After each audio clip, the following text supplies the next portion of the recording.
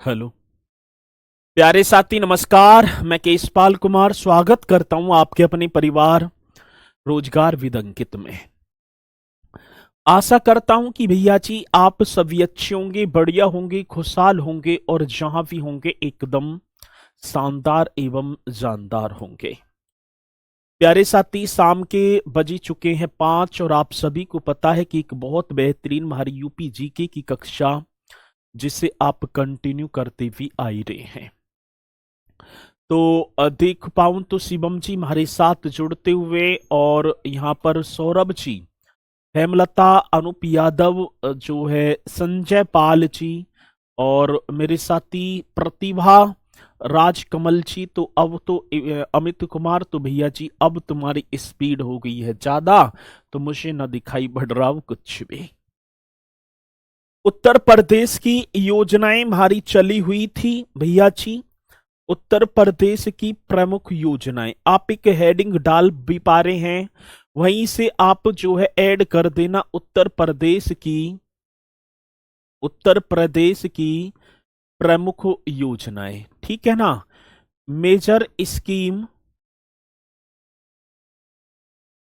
योजनाएं, पहले तो आप सभी को एक हेडिंग डाल देनी है उत्तर प्रदेश की प्रमुख योजनाएं।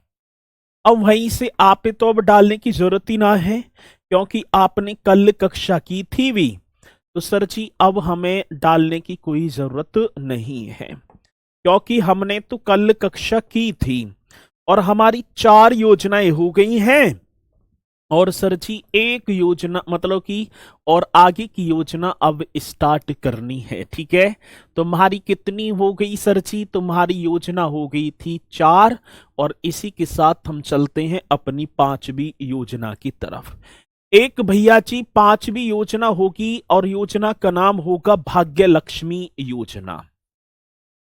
और आप एक और मैं आपको बताऊं, भाग्य लक्ष्मी योजना, एक बात मैं आप सभी को अवगत कराना चाहूंगा कि भैया जी ये जो भाग्य मतलब कि योजना उत्तर प्रदेश सरकार द्वारा संचालित जनोमुखी योजनाएं टॉपिक अलग दिया हुआ है, तो इसलिए मेरे साथी योजना निश्चित तौर पर पूछी जाएंगी।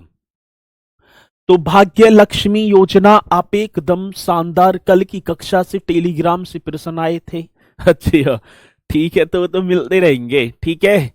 चलो जी, बहुत बढ़िया सर, आप ही बच्चों की समस्या सही सुनते हो सर जी। चलो ये तो सही है ही, सुनता रहूं। और प्रैक्टिस सेट तो चल तो रहे हैं, लेकिन अब जैसे ही इस वीक में तो आपका यूपीजीके का सिलेबस खत्म हो जाएगा, तो मैं कोशिश किया करे करूंगा कि हर सैटरडे आपको, क्योंकि यदि सिलेबस कंप्लीट हो गया तो आप भूल में पड़ जाएंगे, तो इसलिए हर सैटरडे को मैं आपके लिए पीवाईक्यू और एमसीक्यू क्वेश्चनों की 60-70 क्वेश्चन या 50-60 क्वेश्चन जो भी हुआ करेंगे वो लाया करे करूंगा, ठीक है ना। अब चलते हैं भैया जी इस योजना की स्टार्टिंग, ठीक है। तो आप लिख देना सर, स्टार्टिंग मैंने पढ़ी थी 2017। स्टार्टिंग की बात आई तो सर जी 2017 यहां पर आप लिख देना। अब ये भाग्य लक्ष्मी योजना है क्या?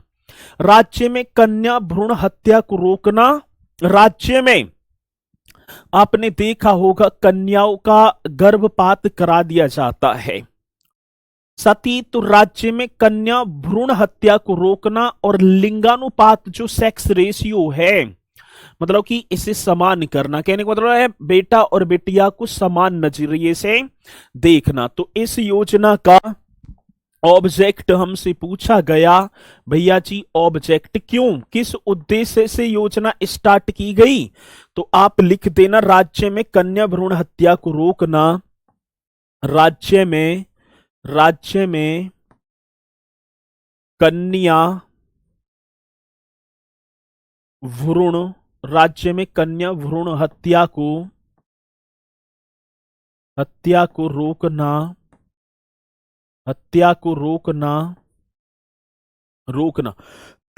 एवं एवं लिंगानुपात को लिंगानुपात को नियंत्रित करना। लिंगानुपात को क्या करना है भैया जी? नियंत्रित करना। पहली बात तो ये, जो राज्य में कन्याओं का जो भ्रूण हत्या, जो गर्भपात करा दिया जाता है, अल्ट्रासाउंड कराया, पता अब तो वैसे ये दंडनीय अपराध है, सजा का प्रावधान है, लेकिन यदि आपको पता चल गई कि भैया जी बिटिया हुई है, ठीक है, और इसी के बाद भैया जी, सर आप बहुत ही अच्छे हैं, अच्छा हम लोगों की इतनी परवाह करते हैं, चलो बहुत बढ़िया, ठीक है, धन्यवाद। अब आप आगे चलो, परवाह उसी दिन होगी जिस दिन आप सभी का सिलेक्शन हो जाएगा। तो सर प्लीज ये बताओ, यूपी की नदियां नहीं कराई? ठीक है, तो भैया यूपी की नदियां सिलेबस ना दे रखा, आप सिलेबस, जब मैंने पहले दिन कक्षा ली थी तो आप सिलेबस देखा करो, ये आप सभी को कर देना है। और साथ ही इसमें क्या होगा, यदि भाग्य लक्ष्मी योजना, इसमें क्या है, बेटी के जन्म के समय या बेटी के जन्म पर उसके नाम पर 50,000 रुपए का बॉन्ड दिया जाता है, ठीक है। तो आप यदि इस, ये तो हो गया, हाँ सर अब इसमें क्या होगा, जन्म के समय यदि बेटी का जन्म है, अब ये भी शर्त होगी, अब सवे थोड़ी मिलेगा, लेकिन शर्त मैं आप सभी को बताऊंगा। जन्म के समय बेटी के जन्म पर उसके नाम से, ये लिख देना, बेटी के जन्म पर, बेटी के जन्म पर, बेटी के जन्म पर उसके नाम से, मतलब बेटी के नाम से, उसके नाम से 50,000 रुपए का, कितने भैया जी, 50 के लिख दूं, समझ जाना, 50,000 रुपए का बॉन्ड दिया जाता है। रुपए का क्या मेरे साथी, बॉन्ड दिया जाता है, बहुत बढ़िया, बॉन्ड दिया जाता है, ये पॉइंट आप सभी को लिख देना।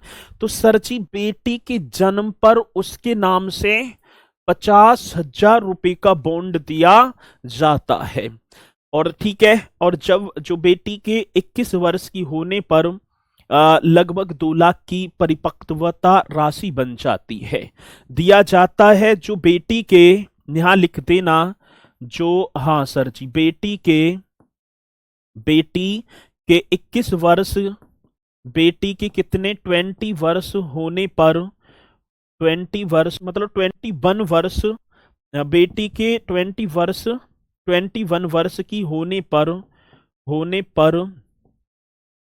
पर लगभग, हाँ सर जी, लगभग क्या होगा, 2 लाख रुपए की, लगभग 2 लाख रुपए की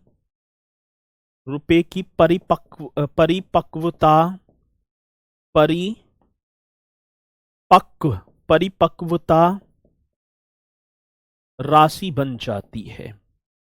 राशि क्या होगी भैया जी, बन जाती है, जाती है, ये जो राशि है ना, ये कितनी बन जाती है, बन जाती है, ठीक है, 2 लाख रुपए की राशि बन जाती है। कहने का मतलब ये है, यदि बिटिया का जन्म हुआ तो इसमें क्या होगा, पहली बात तो उद्देश्य जो ऑब्जेक्ट है, कन्या भ्रूण हत्या को रोकना है और लिंगानुपात को नियंत्रित करना है। बेटी के जन्म के समय 50,000 रुपए का एक बॉन्ड भरा जाएगा, जो मेरे साथी, जब वो बेटी 21 वर्ष की होगी तो वो जो धनराशि है वो कितने, 2 लाख रुपए हो जाती है, ठीक है। अब भैया जी इसमें एक और चीज है, माता को भी सहायता मिलती है 5100 रुपए, माता को सहायता, ठीक है, माता को सहायता, जो उनका मतलब कि उस टाइम पर जब बिटिया का जन्म हुआ तो बिटिया के जन्म के दौरान 5100 रुपए, 5100, ठीक है जी, 5100 रुपए दिए जाते हैं। बेटी को, सॉरी, माता को भी 5100 रुपए दिए जाएंगे। और सर जी अब क्या होगा, पात्रता कौन होंगे इसके, पात्रता, ठीक है, भाग्य लक्ष्मी योजना, इसकी एलिजिबिलिटी किसको होगी, पात्रता की बात है तो मेरे साथी इली, ठीक है ना, एलिजिबिलिटी की बात होगी, एलिजिबिलिटी।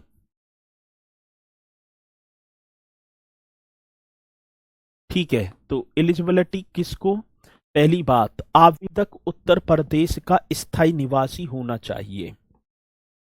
पहली बात क्या होना चाहिए भैया जी, आवेदक जो फॉर्म डाल रहा है, आवेदक आवेदक उत्तर प्रदेश का स्थायी, आवेदक उत्तर प्रदेश का स्थायी निवासी होना चाहिए। एक बात तो ये भैया जी, ठीक है, एक बात तो क्या हो गई, आवेदक उत्तर प्रदेश का स्थायी निवासी होना चाहिए, पहली बात जी सर। दूसरी बात क्या है, परिवार की वार्षिक आय 2 लाख रुपए से अधिक ना होनी चाहिए। दूसरी बात, परिवार की परिवार की दूसरी बात क्या होगा, परिवार की वार्षिक आय, परिवार की कैसी मेरे साथी वार्षिक आय, परिवार की वार्षिक आय 2 लाख रुपए से 2 लाख रुपए से अधिक नहीं होनी चाहिए, अधिक नहीं होनी चाहिए, ये भी आप सभी को लिख देना है। परिवार की जो वार्षिक आय है वो 2 लाख रुपए से अधिक नहीं होनी चाहिए, ठीक है।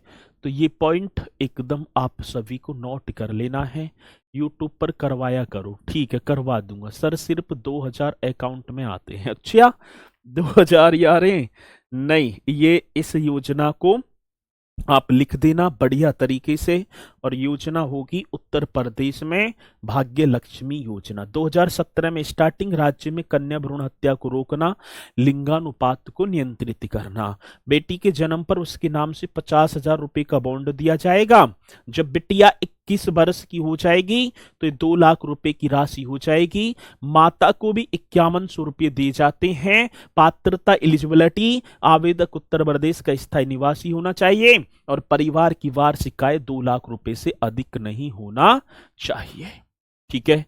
ये पॉइंट आप एकदम राइट कर देना, ठीक है, ठीक है भैया जी, आगे बात समझ में, चलो जी। अब इसी के साथ एक और छठवीं योजना होगी, उत्तर प्रदेश बेरोजगारी भत्ता योजना। भैया जी एक और योजना आप करेंगे, उत्तर प्रदेश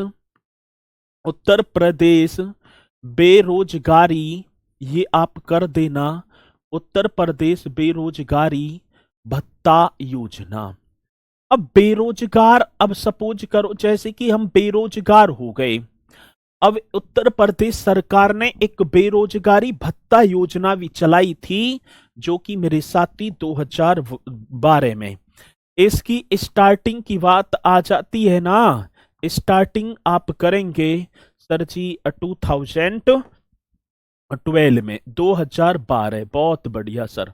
तो क्वेश्चन क्या होगा, उत्तर प्रदेश बेरोजगारी, ठीक है, हाँ जी, उत्तर प्रदेश बेरोजगारी भत्ता योजना, ये कर देना, और इसमें शिक्षित और प्रतिभाशाली युवाओं को, ठीक है ना, आर्थिक सहयोग देना। अब जैसे इसमें बेरोजगारी भत्ता क्या होगा, शिक्षित, अब जैसे हम तुम पढ़े लिखे एवं जो बेरोजगार हैं उनको, और प्रतिभाशाली है, गुण छिपा हुआ है, उन्हें आर्थिक सहायता दी जाएगी, ठीक है जी।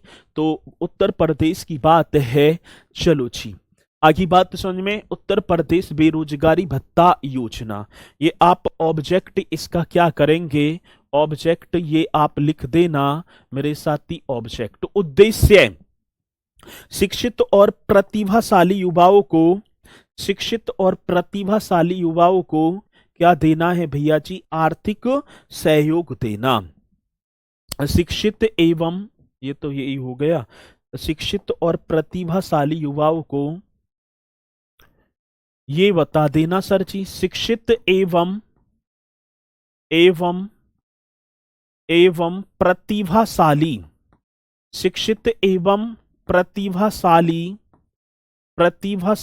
युवाओं को प्रतिभाशाली युवाओं को, शिक्षित एवं प्रतिभाशाली युवाओं को आर्थिक सहयोग देना। कैसा सर जी? आर्थिक सहयोग देना। ये आप सभी को नोट कर देना है। जैसे क्या होगा, मतलब शिक्षित भी है, अंदर प्रतिभा भी है, तो उन्हीं के लिए भैया जी ये आर्थिक सहयोग वगैरह देना है। पात्र युवाओं को 1000 से 1500 रुपया की धनराशि वित्तीय सहायता दी जाती है। दूसरी बात क्या होगा, वित्तीय सहायता कितनी होगी सर? ठीक है, अब वित्तीय सहायता के बारे में बात आई कि सर जी इसमें वित्तीय सहायता क्या होनी चाहिए, तो आप लिखेंगे वित्तीय सहायता, हाँ जी, पात्र जो युवा हैं जो इसके हकदार है 1000 से 1500 रुपए तक। ठीक है, ये लिख देना सर जी। पात्र युवाओं को, बहुत बेहतरीन क्वेश्चन है, पात्र युवाओं को 1000 से 1000 रुपये से 1000 रुपये से 1500 रुपया, 1000 रुपये से 1500 ऐसे कर देना। पात्र युवाओं को 1000 से 1500 रुपये तक वित्तीय सहायता, 1500 रुपये तक वित्तीय सहायता राइट कर देना सर जी। कौन सी सहायता? वित्तीय सहायता। एकदम राइट, एकदम करेक्ट भैया जी, आप सभी को नोट कर देना है।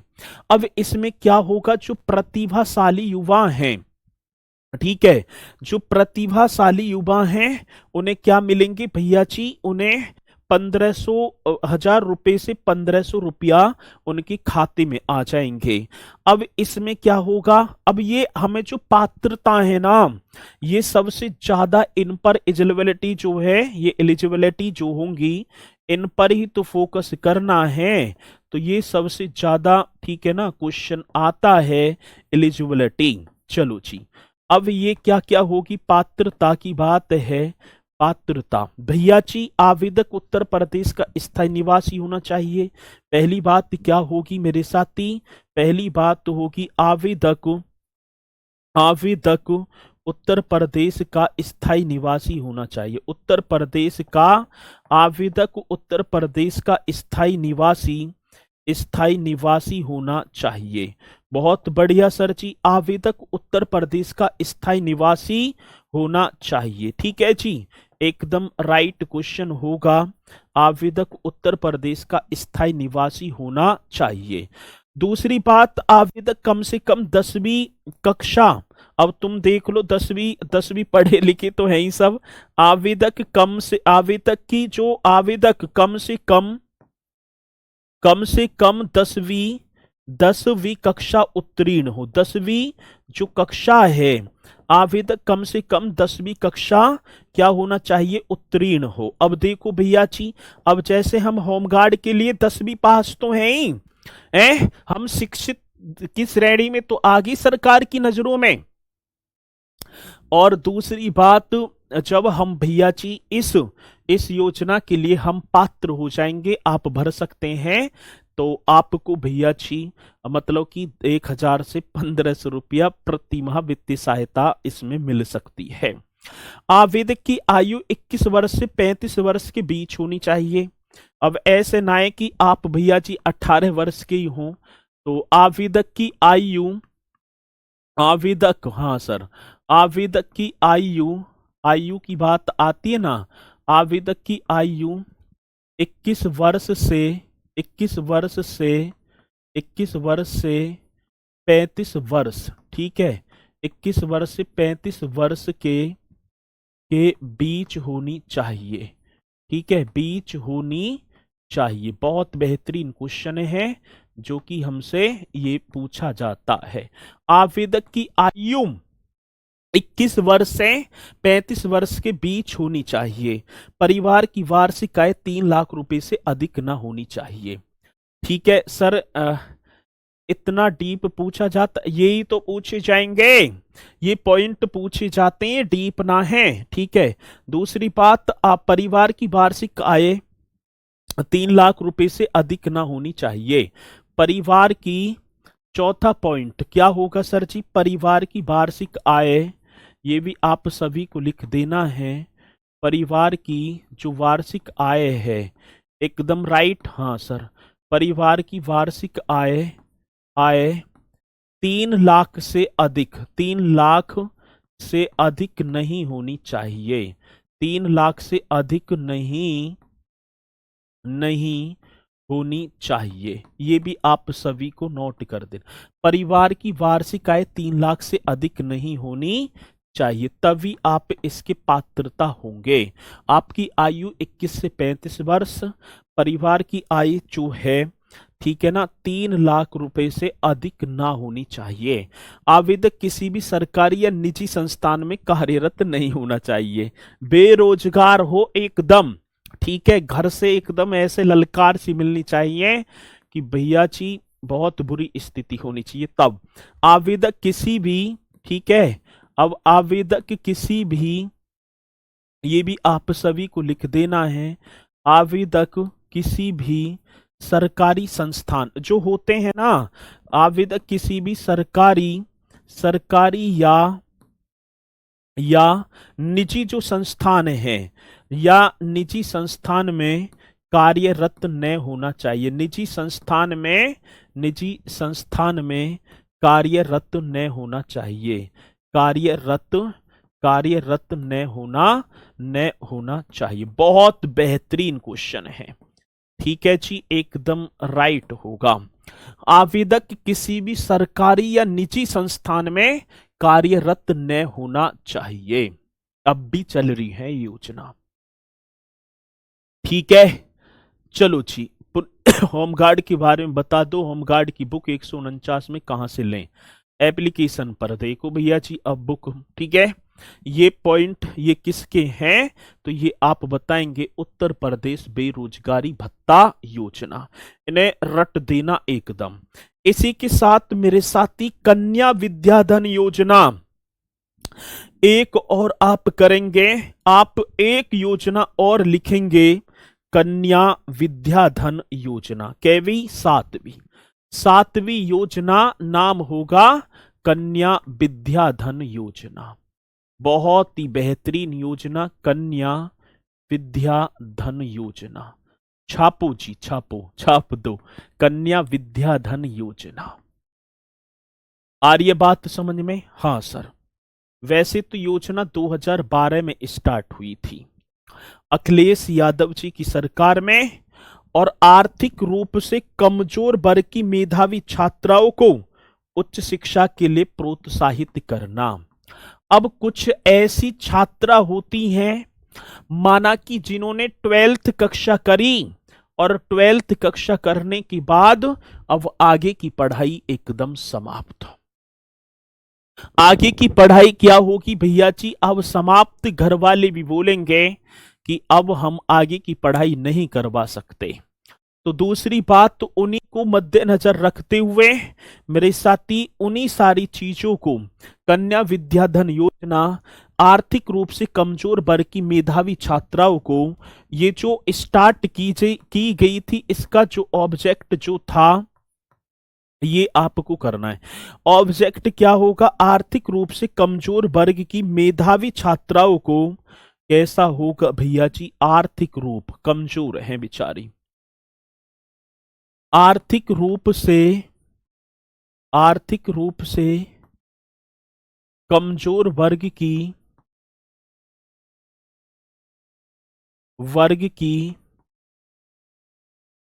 मेधावी छात्राओं को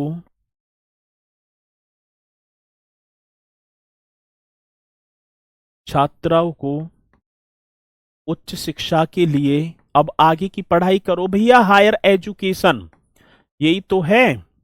हाँ, आर्थिक रूप से कमजोर वर्ग की मेधावी छात्राओं को उच्च शिक्षा के लिए प्रोत्साहित करना। उच्च शिक्षा के लिए क्या करना है? प्रोत्साहित करना। जब उन्हें थोड़ी बहुत भैया जी धनराशि मिल जाएगी तो बेचारी आगे को हिम्मत भी भरेंगी। हाँ जी, तो ये पॉइंट आपको कर देना है, ठीक है। चलो जी,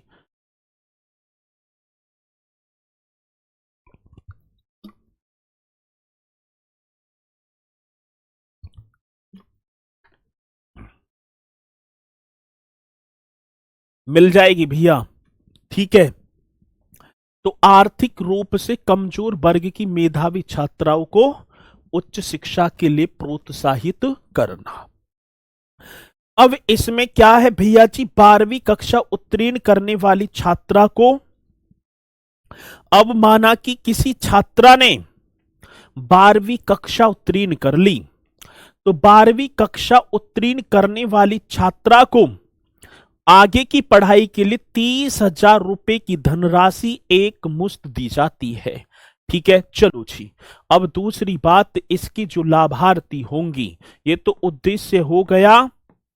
अब बात आएगी भैया जी लाभार्थी की। अब लाभार्थी छापो जी।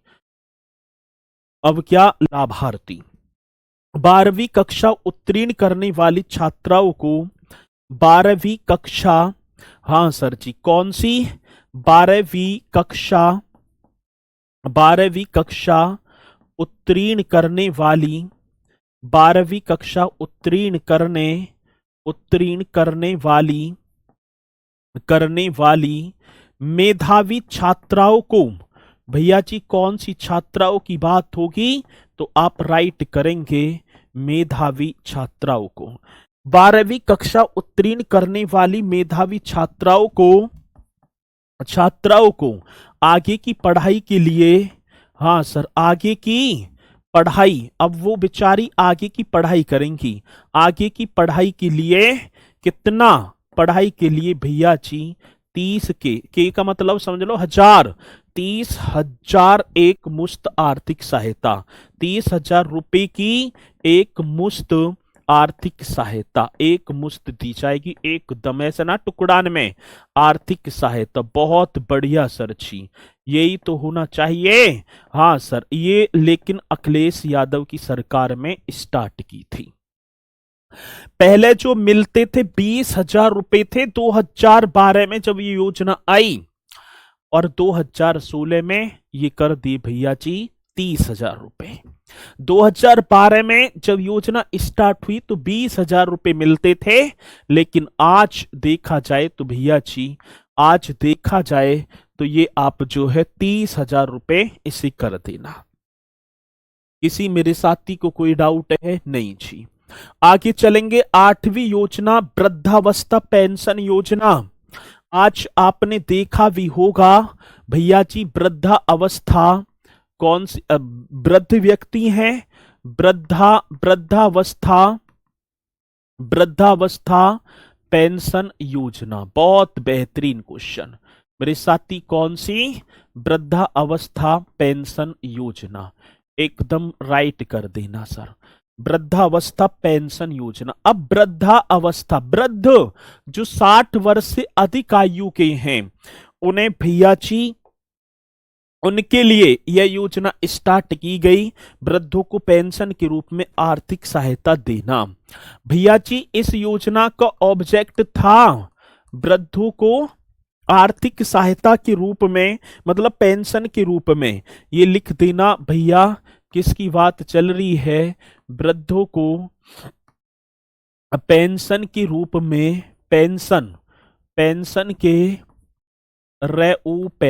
रूप में आर्थिक सहायता देना, पेंशन के रूप में आर्थिक सहायता।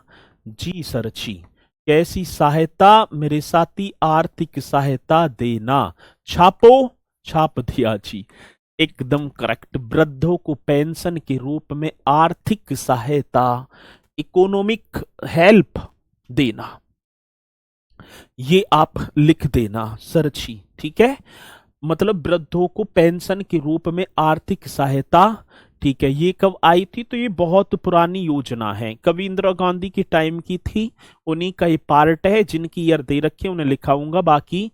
अब इसका जो संचालन है ना, इसका संचालन ये आप सभी को कर देना मेरे साथी, इसका संचालन उत्तर प्रदेश समाज कल्याण विभाग द्वारा किया जाता है। उत्तर प्रदेश, हाँ सर जी, उत्तर प्रदेश समाज कल्याण विभाग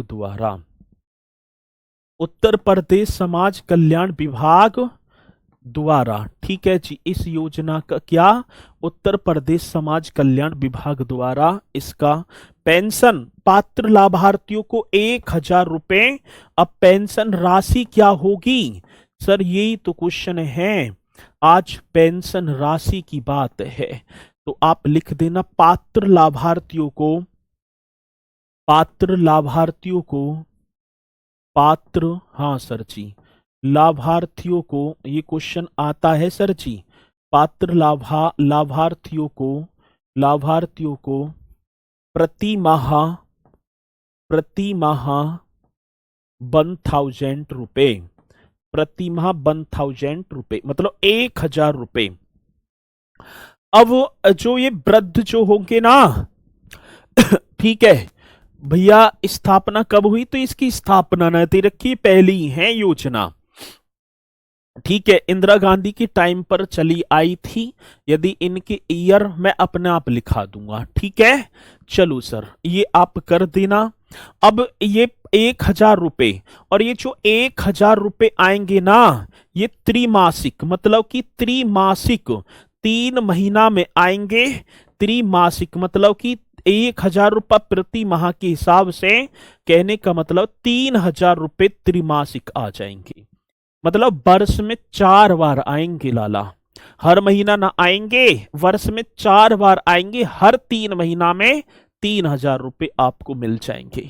मंडल माचिस, ये सारे भाई 60 साल की अधिक उम्र है, तो अब कमाने की तो जो है वो है ही ना, ठीक है, वैल्यू खत्म हो गई। अब मंडल माचिस का खर्चा चल जाएगा, आई गई बहन बेटियों को 10-20 रुपए की विदा भी चली जाएगी। कोई वैसे जो है मन कर आया भैया जी खाने का, क्योंकि बुढ़ापे में जो मन हो जाता है बच्चे की तरह होता है, चीज खाने को मन करे कचरी पचरी, तो उनके लिए भैया जी सरकार ने भी ये बंदोबस्त कर दिया है। अब भैया जी पात्रता मानदंड जो है आपकी एलिजिबिलिटी, अब कौन कौन लेगा इसे, अब ये कौन पात्र होगा इसे लेने का, चलें जी, तो आपका बता देना भैया जी, पात्रता,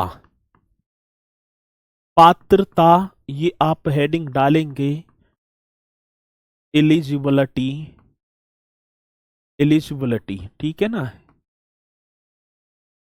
अब कौन, मतलब वृद्धावस्था पेंशन योजना, अब इसकी पात्र, पहली बात, आवेदक उत्तर प्रदेश का स्थायी निवासी होना चाहिए, ठीक है जी और क्या, ऐसी तो है। अब क्या होगा सर जी, आवेदक उत्तर प्रदेश का निवासी होना चाहिए। पहली बात क्या भैया जी, जो भी आवेदक है, आवेदक उत्तर प्रदेश का, उत्तर प्रदेश का निवासी होना चाहिए, ठीक है, निवासी होना चाहिए, ये एकदम राइट है। पहली बात तो ठीक है, उत्तर प्रदेश मतलब आवेदक उत्तर प्रदेश का निवासी होना चाहिए। आवेदक की आयु, आवेदक की जो आयु है, आवेदक की आयु 60 वर्ष या उससे अधिक होनी चाहिए, उससे अधिक होनी चाहिए, ठीक है, होनी चाहिए। अब दादा दादी हैं, दादा दादी, दादी सही, ठीक है, पोती कहेगी माँ 100 रुपया दे दे रही, मेरी पेंशन कहाँ, यह भी, चलो ठीक है, पेंशन अब के पता ना कैसे लेट कर दी, अब बेचारी इनका पेंशन पे ही अपना जो है जोर रहता है, ठीक है, तो आवेदक की आयु 60 वर्ष या उससे अधिक होनी चाहिए, 60 वर्ष की अवस्था में बुढ़ापा आ जाएगा, ठीक है। दूसरी बात क्या होगी सर जी, आय सीमा, अब ये भी बात है आय सीमा, आय सीमा की बात होगी तो भैया जी आय मतलब इनकम, अब इनकम मतलब कि अब बुढ़ापे में, अब बुढ़ापे में देखो भैया जी इनकम के भी 2 स्रोत बनाए इन्होंने, एक तो आपके हो गया,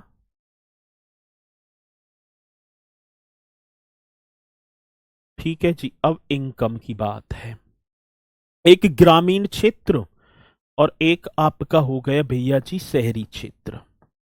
सर ये इनकम की बात समझ में ना आई। ग्रामीण क्षेत्र पहली बात और एक हो गया शहरी क्षेत्र। ठीक है, अब कुछ बुढ़ापे में थोड़े से बड़े बूढ़े तेज रहे, 82 आज को काम कर लें वे।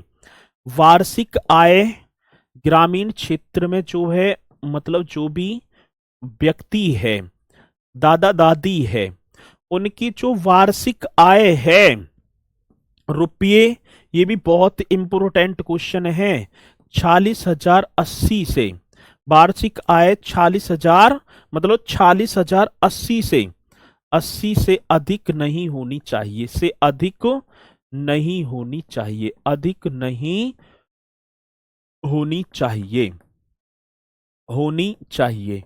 अब एक और बात बताऊं, वैसे अब अभी देखेंगे ना लेडीजों को, अब ग्रुप में कुछ जो है क्या बोले रहे हैं, उन्हें लोन वगैरह मिलते हैं, 30,000 का ले लिया किसी ने, 50,000 का, इस तरीके से। तो ग्रुप में जो है ना, अब वो जो ये कंपनी जो पैसा बांटती हैं, फिर ग्रुप के माध्यम से उन्हें ग्रहण करेंगी। ये 10 लेडीजों का ग्रुप बना है, पहले ही घोषणा कर दी जाएगी, यदि एक ने पैसा मार लिए तो बाकी 9 देंगी। ठीक है जी। और उसमें जो लेना, जो मतलब लोन की जो आयु रखी है, उन्होंने 54 वर्ष ही रखी है। ठीक है, उन्होंने कितनी, 54 वर्ष ही रखी है बस। ठीक है सर, अभी 1500 बढ़ गई है, इसकी ना बढ़ी 1500 अभी। ठीक है, ये आप करेंगे, अभी तो 1,000 रुपया ही मिल रहे हैं।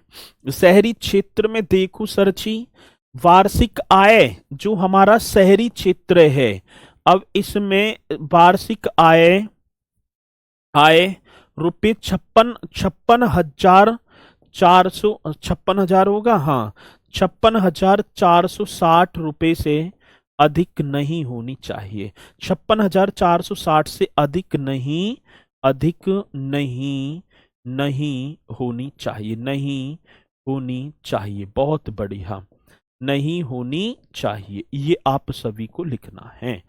मतलब कि ग्रामीण क्षेत्र और एक शहरी क्षेत्र, ग्रामीण क्षेत्र में जो पात्र है लेने वाला, उसकी वार्षिक आय इतने से अधिक ना हो, और जो ग्रामीण क्षेत्र और शहरी क्षेत्र में 56,460 से अधिक ना होनी चाहिए। ठीक है, चलो जी आगे बढ़े, यहां तक पॉइंट सही है। अब आवेदक अन्य किसी, मतलब कि आवेदक अन्य किसी सरकारी पेंशन योजना जैसे विधवा या विकलांग पेंशन का लाभ न ले रहा हो, आवेद एक ही मिलेगा। अगली बात क्या होगी सर जी, ये अच्छा चौथा पॉइंट और लिख दो, आवेदक आवेदक अन्य किसी, आवेदक अन्य अन्य किसी अन्य किसी सरकारी योजना का, अन्य किसी सरकारी योजना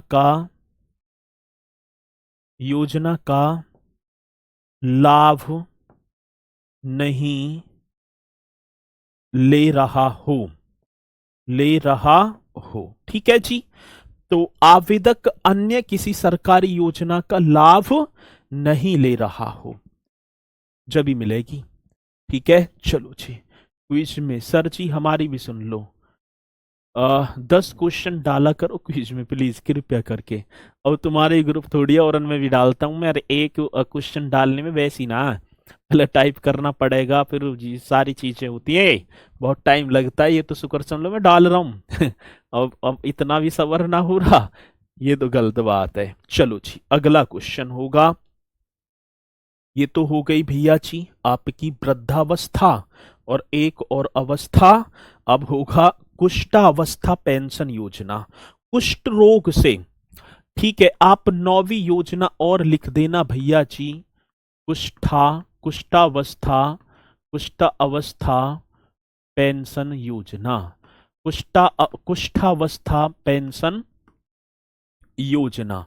एक योजना और आप सभी को लिख देनी है, मेरे साथी, नाम होगा जिसका कुष्ठावस्था, जो कुष्ठ रोग से ग्रसित हो गए हैं, ठीक है, उनके लिए इसे हटाओ, दोबारा लिखो, ठीक है, अच्छे दोबारा कर दो। कुष्ठावस्था पेंशन योजना। अब इस योजना में इस योजना में प्रति माह 3,000 रुपए, ठीक है, कुष्ठा अवस्था पेंशन योजना में प्रति माह कितने, तो 3,000, तीन तीन के मतलब 300, 300 ना 3,000 रुपए मिलेंगे प्रति माह। और इसमें सेम कंडीशन वही होंगी, ठीक है ना, यही वाली पूरी की पूरी, ये पूरी की पूरी भैया जी, पर यहाँ पर उम्र कितनी है, 60 वर्ष। लेकिन ठीक है ना, वहां के तो पात्रता कहने का मतलब है 1 वर्ष कोई कुष्ठ अवस्था में आ जाए तो स्टार्टिंग से ही भैया। तो इसकी उत्तर प्रदेश का इन पॉइंटों को नोट कर लेना। इसका आवेदक उत्तर प्रदेश का निवासी, आय सीमा सेम ये इसका हो गया, ठीक है ना, इन्हें आप नोट कर देना जी, इन्हें भैया जी, हाँ जी, इन्हें आप मतलब कि नोट कर लेना, कुष्ठा अवस्था, ठीक है। तो चलो जल्दी से आप करते चलेंगे और फिर आगे बढ़ेंगे भैया जी एकदम राइट तरीके से।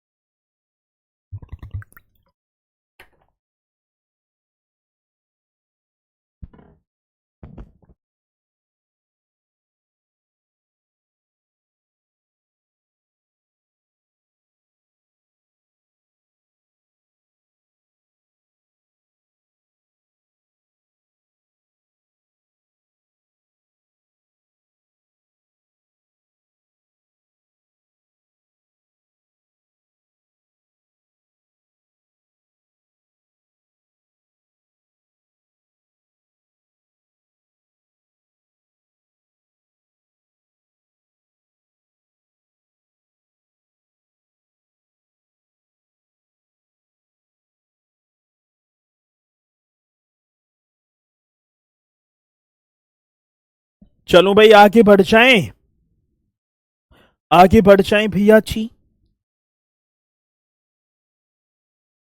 चलो जी, मतलब कि कुष्ठ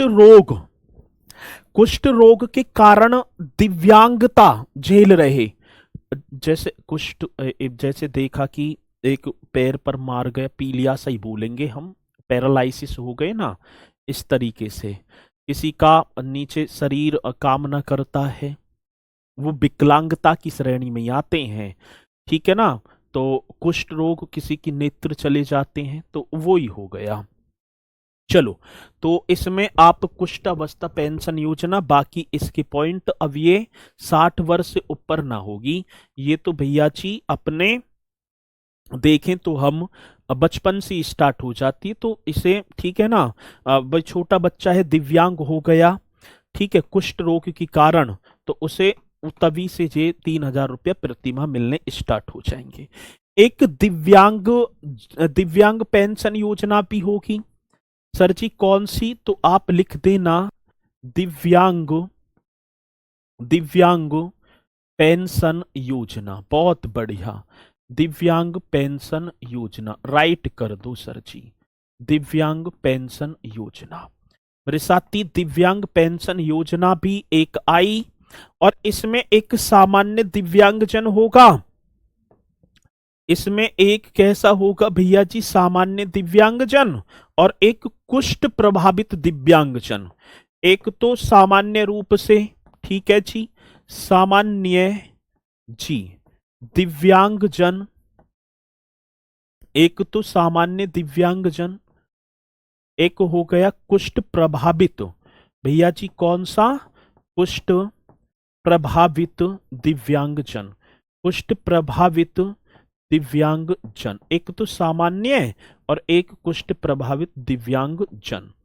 अब सामान्य के लिए तो यहां पर 1,000 रुपए प्रति माह, 1,000 रुपए प्रति माह ये यहां पर मिलेंगे, 1,000 रुपए प्रति माह, और कुष्ठ रोग से मैंने ऊपर भी लिखवाया है 3,000 रुपया प्रति माह, लगा दो एकदम राइट, सही है जी।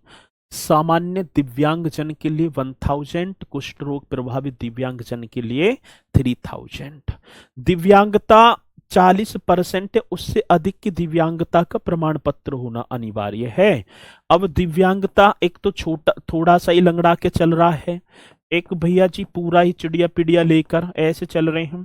तो दिव्यांगता जो होगी न्यूनतम, ये आप क्या करेंगे सर जी, न्यूनतम 40%, न्यूनतम कितना हो, कम से कम 40% या उससे अधिक, या क्या होगा सर जी, या उससे अधिक, ये क्वेश्चन होगा, या उससे अधिक। न्यूनतम 40% या उससे अधिक की दिव्यांगता, उससे अधिक की दिव्यांगता का, बहुत बेहतरीन क्वेश्चन है, उससे अधिक की दिव्यांगता का प्रमाण पत्र होना, दिव्यांगता का क्या हो गया मेरे साथी, प्रमाण पत्र होना अनिवार्य है। प्रमाण पत्र होना क्या है सर जी, अनिवार्य है। एकदम राइट करेंगे, एकदम राइट। न्यूनतम 40% या उससे अधिक की दिव्यांगता का प्रमाण पत्र होना अनिवार्य है। आगे बात समझ में, चलो जी। आज लेट हो गए हम सर जी, कोई बात ना, जब जगे तभी सवेरा। जब जिस टाइम आंख खुले उसी टाइम ये समझ लेना सवेरा हो गया।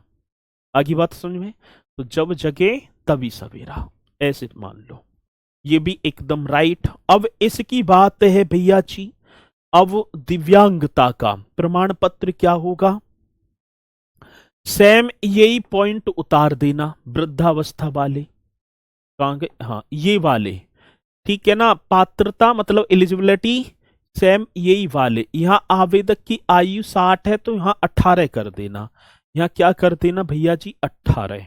आगे बात तो समझ में ना, बाकी सारे के सारे वही होंगे, बाकी सारे के सारे मेरे साथी वही होगा, ठीक है जी। चलो जी, इन्हें करना, आवाज नहीं आ रही होगी भैया, आ रही होगी।